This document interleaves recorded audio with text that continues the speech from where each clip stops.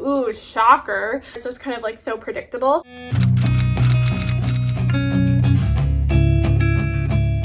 Hello bookish people, welcome back to my channel. My name is Megan. In today's video we are doing my April wrap-up. These are all the books I read in the month of April. April was actually a really great reading month for me. I ended up reading 10 books this month, which I am so excited about considering the last 2 months, like the past 60 days in total, I read 6 books, 3 books each month. It is such an improvement to go from 3 books a month to 10 books a month. I am finally out of my reading slump and I actually enjoyed most of the books I read. I think there's only one book that I really didn't like out of the 10 books that I read. But I didn't have any 5-star reads this month, which is fine. I don't know, it's weird coming out of a reading slump, reading like all these 10 books. I felt like I was being a lot more picky with my 5-star reads. And but that's not necessarily a bad thing either. It's not bad to be picky with what you rate 5 stars and what you don't. So we're gonna start with the book that kicked it off this month, and that is Galatea by Madeline Miller. This is a really short story. This book is 50 pages long, but the pages are like so small. I think the Kindle, like the ebook version, is only 20 pages long, so that gives you more of a sense of how short this book is. This book literally took me 20 minutes to read it, but I needed just a quick little read to feel accomplished and just be like, wow, I completed the book this month already. So yeah, it's just a short story. You're following our main character Galatea. It is a Greek mythology retelling, and honestly, like, it does give you a synopsis on the back. Don't read it. I'm not even going to tell you what it's about because it's only 20 pages long. So everything to me is considered a spoiler in this. All I'm going to say is there are trigger warnings I would issue for this for like domestic violence or like domestic abuse, manipulation, stuff like that. So, you know, just know that going into it. But I enjoyed it. It was a quick, easy breezy read, and that's what I was looking for, and it really helped me get out of my slump. The next book I read, similar to the first book, very short, exactly what I needed, and that is The Grown-Up by Gillian Flynn. This I featured in a recent book haul. This was actually like a book of the month thing that they gave to their members way before I was a book of the month member. I thrifted it and I didn't know anything going into this book. I didn't read the synopsis. I ended up listening to the audiobook by this because, surprise, surprise, it was narrated by Julia Whelan. If you don't know, she's one of my favorite audiobook narrators. If something's narrated by Julia Whelan, like, I'm going to choose the audiobook over the physical read because I just love her voice and I just love the way she narrates books. So yeah, I read this one. I think the audiobook was like 2 or 3 hours long. So like if you listen on 2 times speed, it was like an hour and a half read. And basically in this book, you're following our main character, and she is a psychic, and this lady hires her to come to her house because she feels like there's like an evil presence at her house. And that's all I'm gonna say. There's a lot of twists and turns for a short book. So, and you know, anything else I give you is pretty much a spoiler. But I will say the only thing I have to say about this is I liked the book overall. I think I rated it 4 stars. I really enjoyed it. It was like captivating. It was interesting. But the ending is very like, it doesn't give you a clear, concise ending. And I kind of wish we had a more of a clear, concise ending. I really like the storyline. I would love to see this storyline in like a full-fledged novel, and then we could get like a proper ending to it. Like, I can't really hate on it being a more ambiguous ending because it is a short story, right? It's like hard to wrap everything up perfectly. And sometimes I feel like for a short story, an ambiguous ending is more the way to go. But because I really enjoy the story, I really wanted to know it. Like, I wanted a concise ending to it.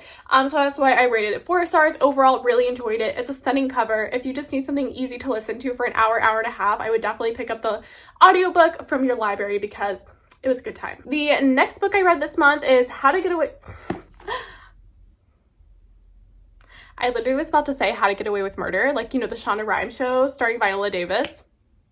That's what was coming out of my mouth. No. The next book I read is A Good Girl's Guide to Murder by Holly Jackson. This is the start of a Good Girl's Guide to Murder trilogy, and this is a super hyped up trilogy, and I decided finally to give it to the hype, read book 1. It was a super easy read. It took me 3 days to read it. Not that, like, you know, it matters how long you read books, and honestly, you could get through this in a day, but like, I'm just proud of myself to accomplish a book in 3 days based on my history the past 2 months. So yeah, I really enjoyed this a lot. It's the first book I've physically read in a while, and it's the only book I physically read this month, and it was a really great time. Okay, let's get into the premise of this. So in this book, you're following our main character, Pip, and she is researching the murder-suicide of people that went to her high school 5 years previous to her, and their names are Andy Bell and Sal Singh, and Sal was accused of murdering his girlfriend Andy, and he later committed suicide. So it is a really good, like, plot. Like, it's really interesting, it's intriguing, it draws you in immediately. super easy to read, and just like there's no dull moments. Like something's always happening, there's something always new happening to the mystery, so you're never just kind of bored. But what I will say about Pip, this girl Pip, she likes to put herself into some dangerous situations. She's like what, like a small teenage girl, and she's like going to meet with like drug dealers and murderers and accused murderers and people on house arrest, and she's just like like da, da, da, da, da, life is good, and she comes out unscathed. Like I don't understand how this girl puts herself in so many of these situations and doesn't have anxiety, and also like doesn't get murdered herself. So yeah, overall I really like this. This is a 1. Like if I was to make a video like, oh, if you like this show, read this book. Okay, if you like Pretty Little Liars, read this book, because this book, it just gave me like so much Pretty Little Liars vibes. The murdered girl in this book, Andy Bell, she is Alison DiLaurenta. Like I don't care, like anyone can tell me anything, like this girl is Alison DiLaurenta. Like this is her in another book, okay? This is her in another world, in another universe. Alison DiLaurenta is in this book. And also too, just like the whole, like when they go to the Ivy House Inn or whatever, and Pip is interviewing the old lady, like that just like reminded me so much of like Spencer interviewing this old lady and like Pretty Little Liars, and trying to get like clues out of her, and then like, you know, at the end of the episode you see like A go visit that old lady that was giving Spencer answers. Yeah, that's like the vibes that that one scene gave me. So yeah, if you like Pretty Little Liars, you'll like this book series. I'm very excited to continue with book 2 and then 3, and then I also bought the novella at Target, so I'll be reading hopefully those in May. The next book I read this month is The Hunting Wives by May Cobb. This is another book that I picked up in 2023 as in one of my hauls this year. And this is a book that has been on my radar for a while, and even though I listen to audiobooks, theoretically I can listen to these audiobooks whenever I want. I always wait till I have the physical editions, and I usually wait till I thrift them, and then I add them to my TBR. I don't know, I'm weird. Like my system of buying and listening to books is just, it's strange.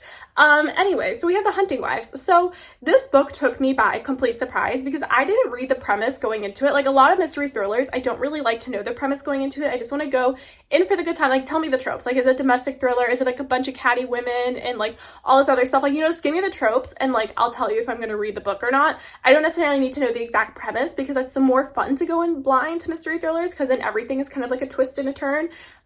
So just looking at the cover and looking at the title of this book, I thought this book was something completely different, like The Hunting Wives. Then you have the bullets and the lipstick. I literally thought it was like a group of rich women who were bored with hunting animals and were gonna hunt humans.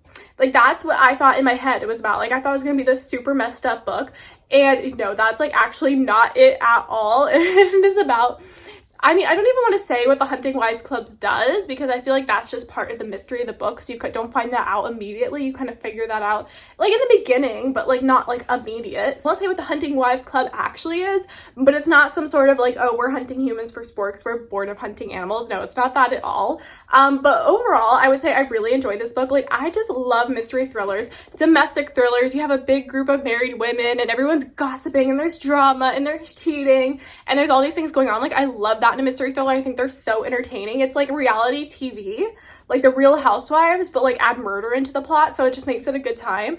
But I will say I rated this at 3.5 stars, and the main reason why is because the ending of this book, like once the murder investigation in this book starts, our main character is just so dumb. Well, I mean, our main character is pretty dumb throughout the whole book, but like specifically towards the end during the murder investigation, she is extremely dumb, and I'm just like, what? Like what? Like it's like she's so dumb in this book, like it just doesn't even make sense. You know what I mean? It's like, okay, like no one would actually like act like that.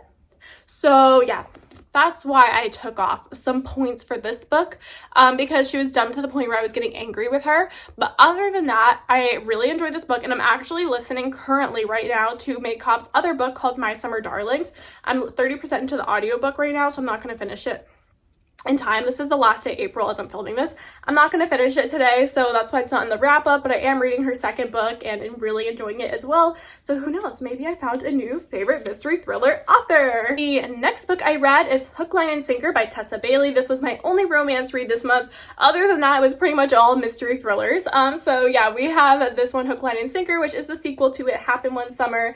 This is the Bellinger sisters duology, and I really enjoy this book a lot. And this one you're following Hannah and Fox, and it is more of a like roommates slash friends to lovers romance. You know, it's still in like the small fishing town, And I just, overall, I enjoyed it. I didn't enjoy it as much as It Happened One Summer. I rated it 4 stars.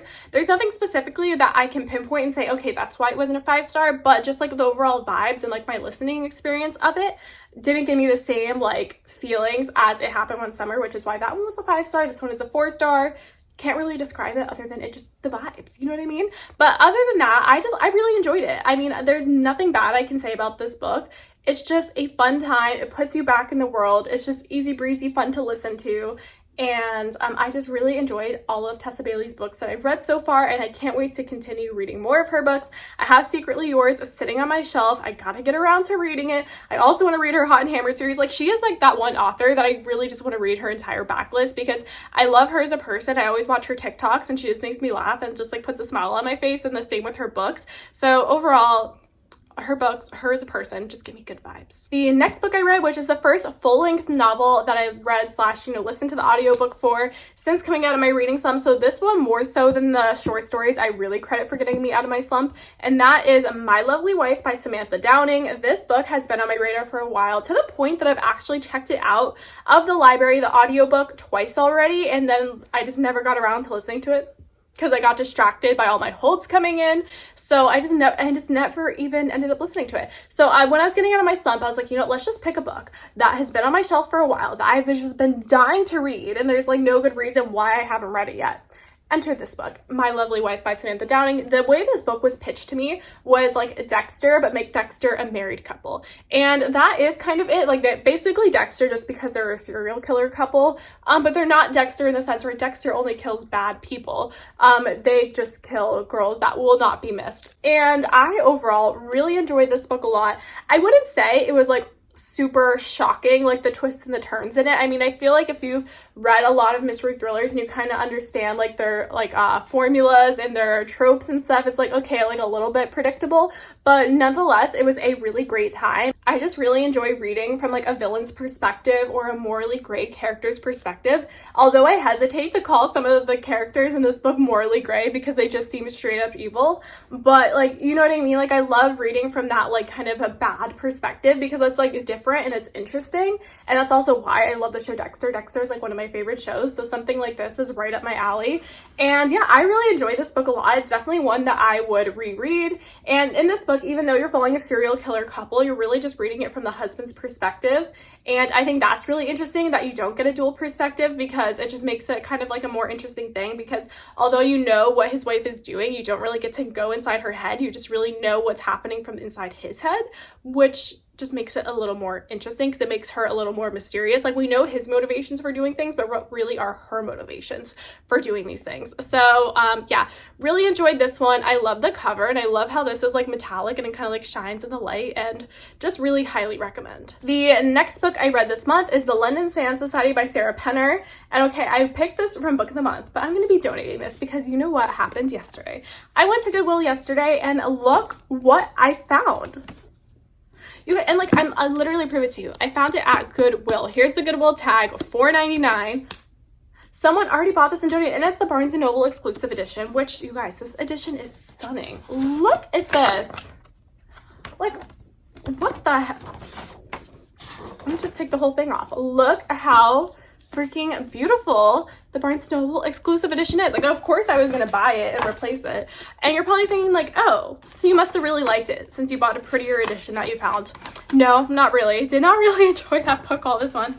I wouldn't say I hated it. I think I rated this book, I think I settled on 3 stars. I don't know if it was 3.5 or 3. I think it was 3 stars I ended up settling on, but it just was too gorgeous, and it was $5. Like, of course I'm going to buy it and keep it on my shelves. Plus, the thing is, I didn't really want to get rid of this book, and I have The Lost Apothecary, which I also thrifted, and that one is not a Book of the Month edition. It's a regular edition, so like this will just like look better on my shelf next to it.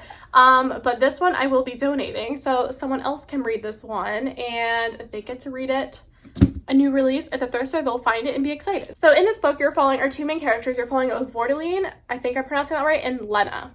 And Vordaline is a psychic, or she's actually a medium, so she can like speak to the dead, and she does these seances. And she had a girl working under her, which was Lena's sister, and then Lena's sister ends up being murdered. So Lena decides to work under Vordaline so that Vordaline will do a seance for her so they could talk to her sister and see who murdered her. But Lena at the beginning, like when she first joins Vordaline, she was kind kind of skeptical on the whole seance thing and talking to the dead, but she really wants to just see her sister, so she's giving it a chance. I will say though, this book starts when Lena is already working for Vordelien, so I kind of wish it started from the beginning, like where we could see the sisters and see the one girl, like, you know, end up being murdered, and then seeing her just start her relationship with Vordelien. I feel like that would have been kind of interesting. You're just kind of thrown into the story after that stuff has already happened, which I mean is fine, but I just think it kind of would have been a little more interesting. I would say the difference between this and The Lost Apothecary is The Lost Apothecary was historical fiction and contemporary fiction because it was dual timelines. So we would have half of the story that's focused on our one character in the present day timeline, kind of going through her own personal struggles and finding this bottle that related to the historical fiction side of the story, where you have this lady who makes like poisons and sells them to wives to poison their husbands. And so you're reading from her perspective as well. So I liked that book because of the dual timeline and kind of how they connected. This one is just historical fiction. There's no contemporary fiction in here at all, which is, you know, I don't know. I that's fine, but I really I didn't realize how much I enjoyed the other one because of the dual timeline. So in this one, not having that, I didn't think was going to be an issue, but it turns out not as interesting to me. I feel like also in this book as well, like the bad guy of the book is kind of obvious, like in the beginning, like once the main characters meet the bad guy, like their first interaction with him, it seems kind of obvious that he's the bad guy of the book. And I did say this wasn't like a dual timeline, but it is dual perspective. It was okay. It's a lot prettier than the contents of the book, but I will say there do give points to this book for having a sapphic romance in here. And having a sapphic romance in a historical setting, I think, is really interesting and not something we see a lot of. Although I don't know if that's really fair for me to comment because I'm not a huge like historical fiction reader, but it's not something that I'm really aware of in most historical fictions. So I think it was really nice to have that sapphic romance representation in a historical fiction that takes place in the 1800s. So for that reason, that earns a star for me. So yeah, overall, it was an okay book. Glad I read it. Glad I found this gorgeous edition for my shelves, but The Lost Apothecary was better. The next book I read is The Last Thing He Told Me by Laura Dave. And this book has been so hyped up. I think it won the Goodreads Choice Awards like a couple years ago whenever it was published. And I found this at a thrift store. I was excited to read it because, again, I've seen this book everywhere, and they're coming out with an Apple TV show. I don't know if it's coming out or it's already out by now, but that just made me think I have to read it. It was also a Reese's Book Club pick. And honestly, most Reese's Book Club picks that I've picked up, I've ended up enjoying. So in this book, you're following our main character, and she is married to her husband. And when she married her husband, he has a daughter from a previous marriage. So she is now a stepmom, and the stepdaughter doesn't really like her. So she's just kind of dealing with that situation. But then out of nowhere, her husband disappears and leaves her a note saying protect her, meaning her daughter, his daughter, her stepdaughter. And so she is like really confused. She's like, what? Why did he leave? Where did he go? What's going on? At the same time, his company is going through a lot of public legal trouble. So she thinks maybe he's on the run from that. And then she has the police coming to her house because the legal trouble they're going through obviously involves the cops. So she's like, I need to track down my husband and figure out what's going on, which leads them to Texas, and it kind of leads them to his past life. And yeah, I mean, there's really not much more you can say about it without it being a spoiler. I mean, overall, I thought it was an enjoyable book. It was an enjoyable listen. It didn't do anything special. I don't know why people like hype this book up so much like this. It's an amazing mystery thriller. Like there's nothing in here that is unique and so different than any mystery thriller that I've read before. And the ending specifically to this book was just, I mean, I guess it is. It's like, it's hard to say. It's not like a concise ending. I mean, it is and it isn't. I guess it is a concise ending. It's just not the ending that I wanted. Like, obviously, I always want to go in with, I mean, I'm not even going to say. Because if I say what kind of ending I like, it's just going to spoil the ending of the book if you haven't read it. But I didn't love the ending. I'll just say that. When I say I didn't love the ending, I mean like the epilogue or whatever, the last chapter. I didn't really love that when we fast forward to the future. Because I just wanted something a little different out of the ending, but that is fine. I rated it 3.5 stars. I maybe will watch the TV show.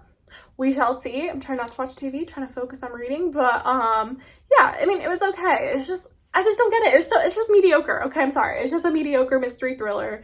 You would be fine with or without it. The next book I read this month is All Good People Here by Ashley Flowers.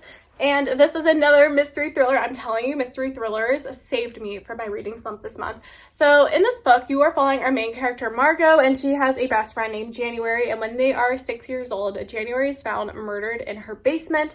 And honestly, the facts of this case are just like identical to the JonBenet Ramsey case. Like, I would be shocked if that was not what the author drew inspiration from in creating this story, because the cold case of January's murder and the circumstances of January's murder and just everything that happens with her family is just, oh my gosh, it's just so similar to the JonBenet Ramsey case. So if you are interested in that case at all, I think you would like this book, because it's honestly just like a retelling. Like, this book is a retelling of that true crime case.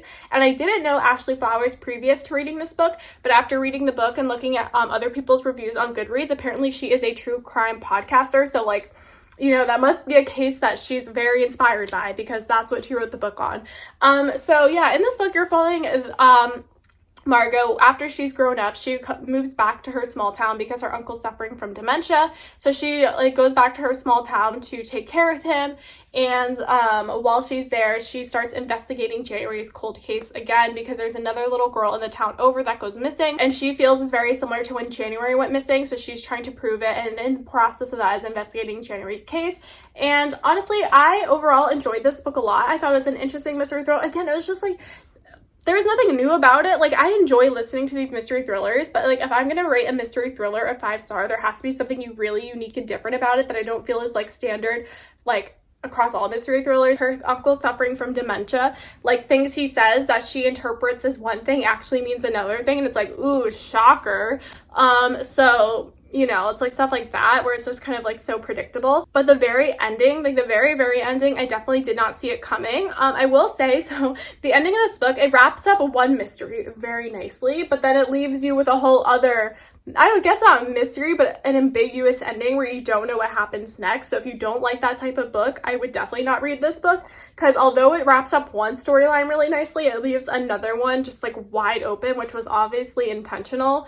So in that respect, I wish we had a more concise ending in that area, but like the overall ending to the original mystery, I really enjoyed. And again, I didn't see it coming, but it was just like the small things, like the red herrings that are like more like predictable that you can kind of like see coming. So yeah, we have this one. I rated it 3.5 stars. The next book I read this month, and my least favorite book this month, my 2-star read of the month, is The Retreat by Sarah Pierce, which was actually just featured in my April book haul. And the fact that I bought it in April and then I read it in April just means that I was so excited about it. Like, I really wanted to read this book. I was so intrigued by the premise. I was so excited when I found it at the thrift store. I listened to it immediately, and I rated it 2 stars. So the hype in my brain did not translate into the contents of this book, because I just did not enjoy this book at all. So in this book, you are following multiple people, but basically there's this luxurious retreat off the coast of England, and it is like really like secluded. Like you have to be on a boat to get on and off the island. And there is a group of friends, like there's 3 sisters that go with their spouses to this island. One of them ends up dead. So Detective Ellen Warner is summoned to the island, and she goes there to investigate the case. Another body is found, and they try to get the cops there, but the cops can't come due to like weather circumstances. So they're kind of trapped on this island. So Ellen Warner is like, I'm gonna figure out what happened. And yeah, I don't know, it's just kind of boring. The backdrop to this island also is that the island's history was home to a serial killer that used the island to hunt victims back when there was a summer camp there. So, you know, it has like that sinister feel to it as well. I didn't really like this. Even like the bad guy, just like boring. The main characters, I just was not intrigued at all by this book. I didn't care for the detective. I didn't care for the characters, the group of girls, and it was unfortunate because I was very excited about it. Did not translate, and 2 stars. I kept zoning in and out of the audiobook, and like sometimes when I zone in and out of an audiobook, I'm like, is that fair? Because I didn't really listen to the whole thing, because like I kind of tuned out. But it's like, no, because if this book was interesting, I wouldn't have tuned out. You know what I mean? So yeah, 2-star read. Didn't really enjoy it. Look at the color vibes. Like all these books have the same cover.